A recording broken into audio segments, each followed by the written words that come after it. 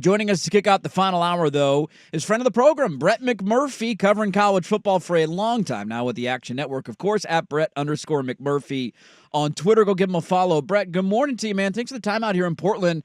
You made some waves in our neck of the woods yesterday, and maybe in other parts of the country as well. You released your first AP ballot, which we don't have officially yet where everybody's going to fall, but we know where Brett McMurphy is voting. And you have the Oregon Ducks preseason #1 ahead of Georgia, ahead of Ohio State, ahead of Texas and Bama. What's the thinking there, and what's making you put Oregon atop all those other schools in the preseason? I figured it was the only way to get invited back on your show. So, I said, hey, let me put the Ducks #1. That was smart thinking, man. You were ahead of the curve there. Look at that. As soon as I saw it, I texted him. 1080 the fan bump. It was immediate. There you go. Boost my West Coast viewership. That's right. No, look, I mean, you can make him. Obviously, Georgia's going to look. The AP poll comes out. The official poll, the entire poll comes out Monday, noon Eastern, 9 Pacific, a.m. next week. Georgia's going to be #1. Overwhelmingly, will be #1. I would guess Ohio State would probably be 2. I think Oregon probably comes in at #3. That's the other 59 voters. You can make an argument that Georgia and Ohio State should be #1, but I like Oregon. I do. I love what Dan Lanning has done there. Looking at last year, there were the 2 losses to Washington. When you can't say if you don't include those, but okay, if you don't include those, Oregon dominated their remaining opponents. It wasn't close. A huge margin of victory, 32-point winning margin, average more than 250 yards more offense. But for whatever reason, Washington had their number, some mistakes. I don't want to bring up bad memories. And then I just think, what they have coming back, and obviously, well, that doesn't sound very bright because you've got a new quarterback, you got a new running back, some receivers you got to be replaced. But I like who they brought in. But I think more importantly, and I got a chance to talk to Dan, in Indianapolis at Big Ten Media Days. And yes, that still sounds weird. But I kind of read between the lines when he was talking about how important it is in the trenches. And he talked a lot about that when he, moved around and did a lot of interviews. And reading between the lines and knowing what Oregon has on the offensive defensive line, that is what makes the teams in the SEC so successful. And he knows that firsthand, obviously, with his background at Georgia. And I think that gives Oregon an advantage over these Big Ten schools. And I think that they, obviously the game against Ohio State's going to be huge when they come to Eugene.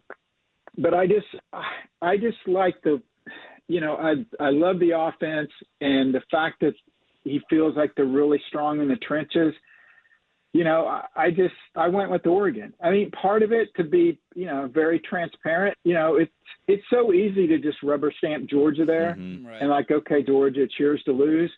And it's not like I'm trying to, I want to get headlines. I want to be the only guy to pick Oregon. I have no idea if anyone else picks Oregon, by the way. Georgia will not be a unanimous #1. I know that, obviously, because I have one vote. But there's other people I've talked to who vote for Ohio State. But, yeah, I like Oregon. I like what they did last year. And plus, I want to see that giant duck somewhere in downtown Atlanta for the national title game. I am curious. I was going to ask you about Ohio State. Sounds like the difference for you is maybe the trench battle, which is interesting because Ohio State's bringing so much back. So I'll ask you a Georgia question.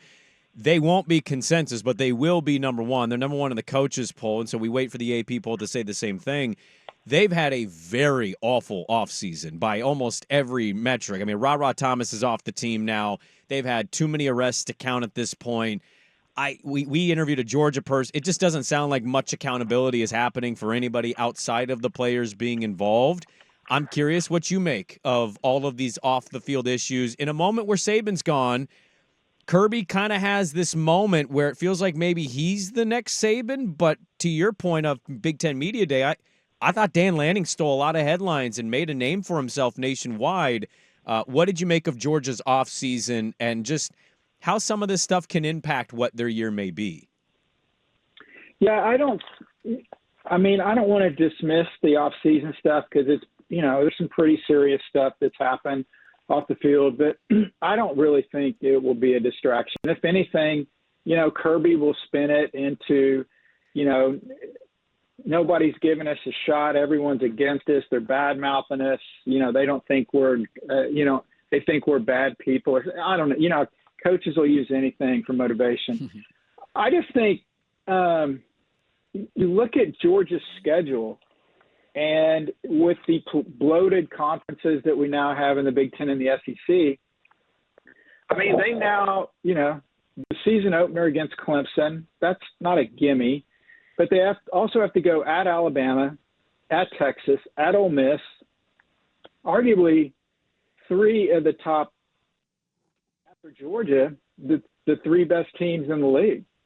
So you've got road games at Alabama, at Texas, at Ole Miss, a desperate Florida team, which you should be able to handle, and then Tennessee, which is a top 15 team. They usually have, 2 or 3 ranked games, and that's it. Now they've got, they'll have a minimum of 4, maybe 5 ranked opponents. And so I think part of that is for the first time in a long time, and this isn't just Georgia, I think this is the same for Alabama and a lot of these teams in the SEC, not a lot, but the top level of the SEC, they're used to getting these second half leads and just being on cruise control in the second half. And they're not having to play their starters a lot. Well, now their starters are going to have to play deeper into games. They're going to have to play in the fourth quarter of a lot of games. So they're playing more snaps, more injuries, more attrition.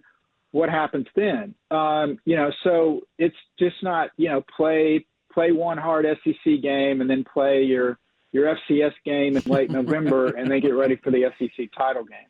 Right. And so I think it's not, look, they're still one of the top 3 best teams in the country. I just think compared with past teams, I think there's going to be a little bit of regression, and then I think the schedule is going to impact them. And also, I think teams in the Big Ten, all these fans of these, elite programs, Oregon included. If you just think your team's going to roll to 12-0 and 11-1, I think you're sadly mistaken. I think the Big Ten champ and I think the SEC champ will both have 2 losses. I just think these schedules are so incredibly hard, which is great for us watching on TV, but it's not great, for the win-loss records. Yeah, I can't wait for the controversy at the end of the year about a 3-loss Big Ten team getting in over a 1-loss Big 12 team. Or the 4-loss SEC right. team. Right. That will fast forward to that controversy. It'll happen, too. Yeah, it will. Brett McMurphy's our guest. Action Network, at Brett_McMurphy on Twitter. Go give him a follow. We're kind of in a weird spot here locally, college football-wise, Brett, because we have Oregon, who you have as a preseason number 1, who is going into a season in a big conference with title expectations, and then the other in-state program is Oregon State that's wondering, what does our future look like? Will we get an invite? I'm curious to get your thoughts on that, but before I do, I've always wanted to ask somebody plugged into the sport this. Are you aware of who MHVER3 is on Twitter? And does somebody who is plugged in as Brett McMurphy, do you see tweets and chuckle? Do you see tweets and say, man, you actually kind of know what yours? Do you know who he is? Is he right? Because he's throwing a lot of tea leaves out there for Oregon State fans that they're getting optimistic about, and I don't want them to get catfished. Yeah, so I don't know him personally. I don't know who he is. I've come across his Twitter account. I don't follow him. I've seen some of his stuff out there. When I wrote a story a couple weeks ago that Florida State, is not wanted, quite frankly, by the Big Ten or the SEC, if the ACC remains intact.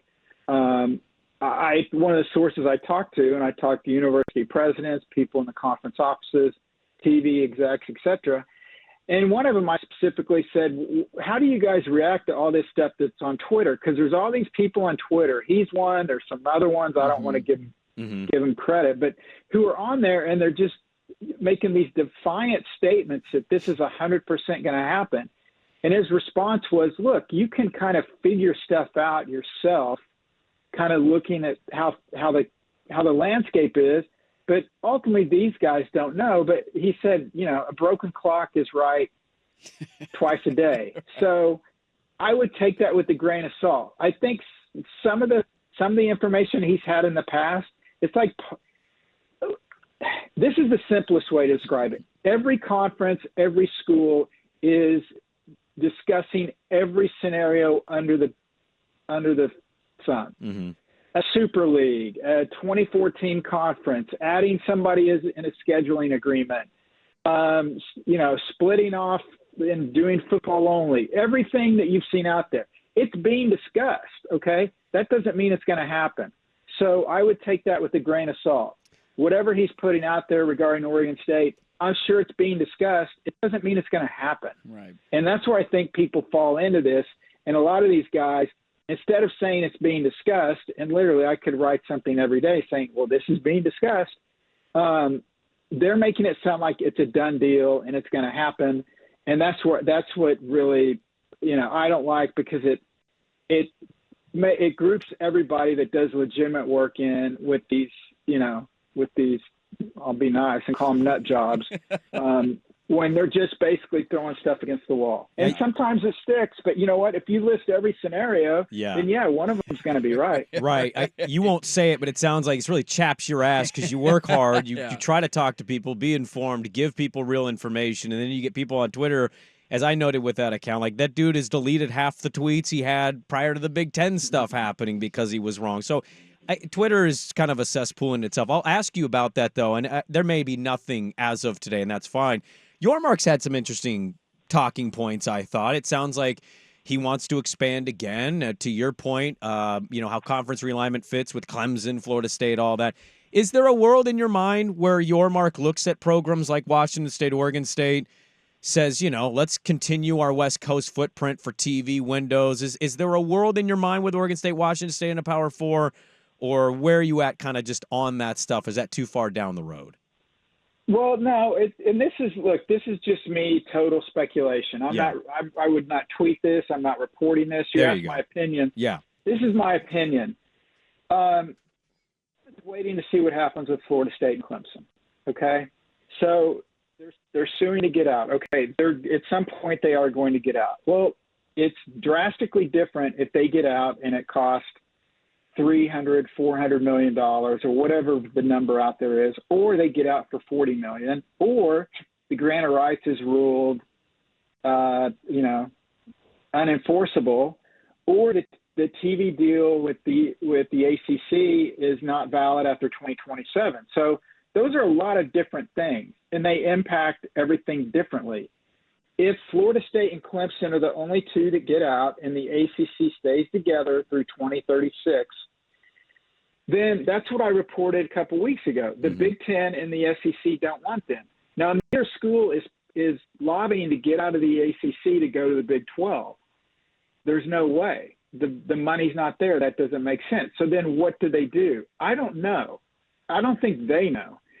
But if Florida State and getting out means that other teams are able to get out of the ACC for, small amounts of money, then all hell breaks loose. And then the Big Ten goes to at least 20. The SEC goes to at least 20. North Carolina and Virginia would be, not Florida State and Clemson, but North Carolina and Virginia would be the two most highly coveted teams out of the ACC for both the SEC and the Big Ten. We've had conference realignment ever since man invented fire. I can't remember ever two schools that two different conferences would so desperately want. Usually a school already has its sights set on a specific conference, and that makes sense. This will be the first time where we've had two schools that the two biggies will want. So we have to see what happens with that. After that happens, then Florida State and Clemson would end up in the SEC or the Big Ten. You could see Virginia Tech. You could see a Pitt, maybe a Louisville going to the Big 12. Then the Big 12 goes up to 20. Is Oregon State and Washington State able to join the Big 12 at that point? Possibly, yeah. Possibly not. It depends where the ACC schools scatter. And then what happens with the ACC? Does the ACC become the Pac-12 and do they go away, or do they kind of just add teams from the American and the Sun Belt and whoever else they can find, and they just become a version of the old Big East? The thing that sucks about all this, and you guys know it better than I do, the only negative, unfortunately, it's a giant negative about Oregon State and Washington State, is where they're located. That's it. Mm-hmm. The location. They're so far away from so many other schools that, yeah, geography doesn't matter, but ultimately it does matter. And so, I'm sure they, Pac-12 commish has a bunch of different scenarios on what to do with the Pac-12, whether it's merge with the Mountain West, whether it's, grab some schools from the Mountain West, whether it's do scheduling alignment agreements with whatever leagues they can find. I mean, again, whatever's out on Twitter is being discussed by everybody. But ultimately, where they end up, I'm the God's honest truth. I have no idea. And until we have an idea, nobody's going to do anything until they know what if Florida State, when and if they get out, and B, does the ACC stick together, or are other teams out the door? And then you will see realignment, musical chairs start up again. Yeah, great stuff. Brett McMurphy, his long-term strategy to get back on our show by picking Oregon preseason #1 paid off. We look forward to seeing you in the national championship parade in Eugene. Brett McMurphy of the Action Network, at Brett_McMurphy. We could talk to you all day. Thanks so much for the time in Portland, and hopefully we can do this again soon. Just let me ride on the Giant Duck. Yeah, you got. We'll float you down the Willamette River on the Giant Duck. Okay, deal? There you go. Sounds great. Thanks, there you go. Brett McMurphy. Good stuff from him.